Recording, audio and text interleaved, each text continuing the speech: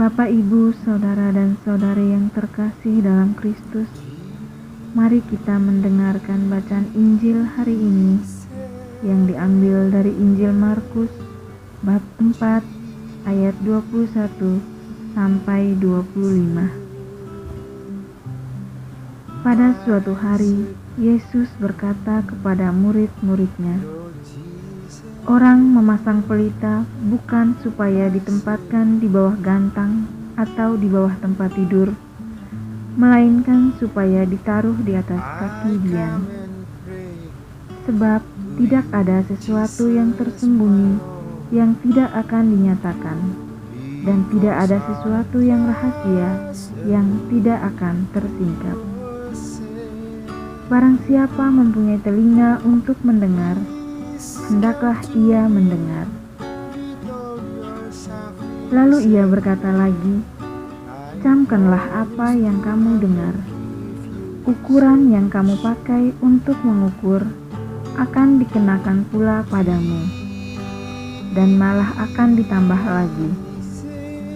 Karena siapa yang mempunyai akan diberi lagi, tetapi siapa yang tidak mempunyai, apapun juga yang ada padanya akan diambil." Demikianlah Injil Tuhan.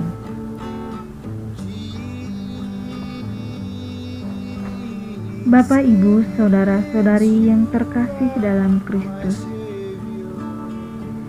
harta yang paling berharga adalah keluarga.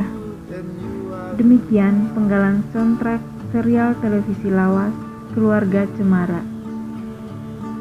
Film ini berkisah tentang kehidupan sebuah keluarga kecil yang semula hidup serba kecukupan, namun akhirnya jatuh miskin.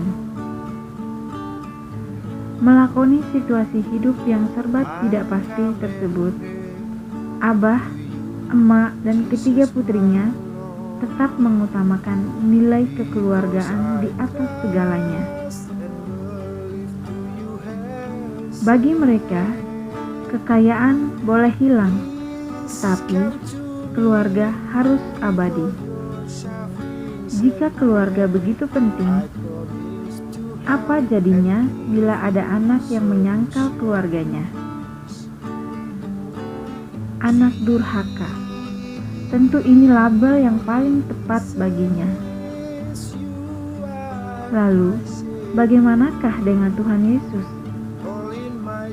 Apakah Tuhan Yesus juga anak durhaka? Mengingat kata-katanya, "Siapa ibuku? Siapa saudara-saudaraku?" Tuhan Yesus bukanlah anak durhaka.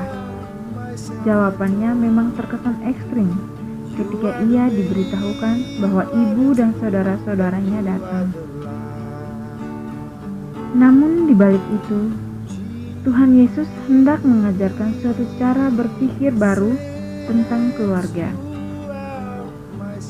Bagi Tuhan Yesus, makna keluarga tidak terbatas pada ikatan darah atau tempat asal. Melakukan kehendak Allah, itulah kriterianya.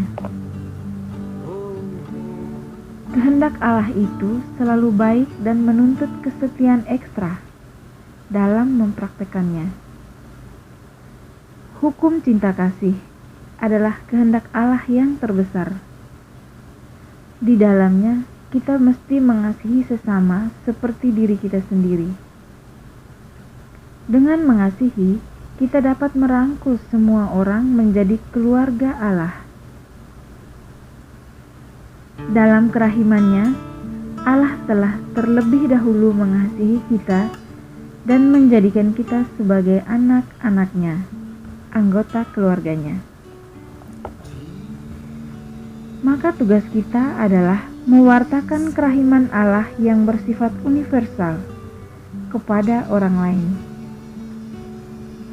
Pewartaan yang dilakukan hendaknya bukan saja dengan kata-kata, tetapi juga dengan aksi nyata, sebab aksi selalu lebih unggul dalam berbicara dibandingkan rangkaian ucapan.